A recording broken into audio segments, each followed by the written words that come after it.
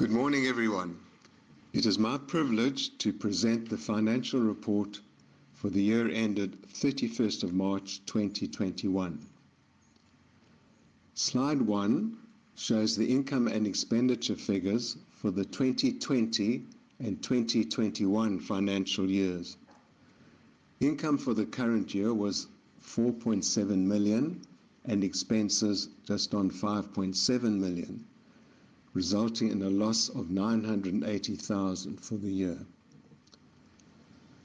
A comparison of the income for the 2 years shows a reduction of 2.3 million between last year and the current year, from just under 7 million in 2020 to 4.7 million for 2021. This reflects the difficult fundraising conditions resulting from the COVID-19 pandemic and subsequent lockdowns. Some organizations diverted their NPO funding to alleviating the effects of the pandemic, while for others the situation affected their trading activity and revenue severely, thus reducing their donations to NPOs such as IESA. Expenses this year were also lower at 5.7 million versus 7.6 million in 2020. This was due to factors such as a reduction in salaries, this following staff retrenchments which were implemented towards the end of last year, as well as lower travel and transport costs resulting from the cancellation of physical meeting and training activities, with many of these being replaced by virtual or online programs. Expenditure on related items such as resource centre premise costs and consultant and professional fees were lower as well.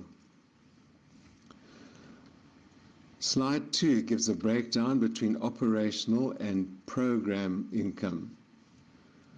Operational income is funding used for the organization's day-to-day running expenses and includes the director's costs as well as so-called back office costs such as finance and information technology. Program or restricted income is funding designated specifically for the running of our projects. The bulk of the funding received is aimed at the running of these programs, although a portion of these can be used towards operational expenses. Fortunately, we received sufficient program funding to continue running our projects more or less as planned. Moving on to slide 3, this shows the breakdown between operational and program expenses.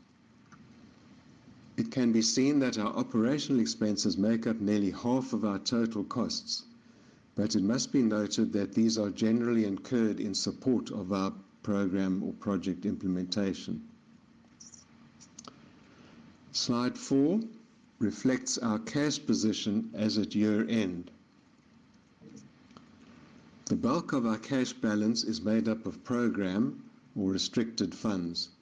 It must be noted that projects are usually longer than a year in duration, so funding is not related to the financial year, but is often received in advance to cover the full project period, hence the large balance represented by this funding as at year end. Due to the loss incurred for this financial year, our sustainability reserves have been somewhat depleted and represent just 8% of our cash on hand at year end.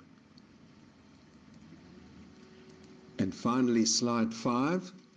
This shows the main elements in our balance sheet. The organization's main asset is cash on hand, with the remainder being items such as office furniture and computer equipment. Our defensive interval or sustainability reserve stands at 3 months, a slight improvement on the figure of 2 months at the end of the 2020 financial year. Although it must be said this is largely due to our lower monthly operating costs for the current year. This concludes the financial report. Thank you for your attention and interest.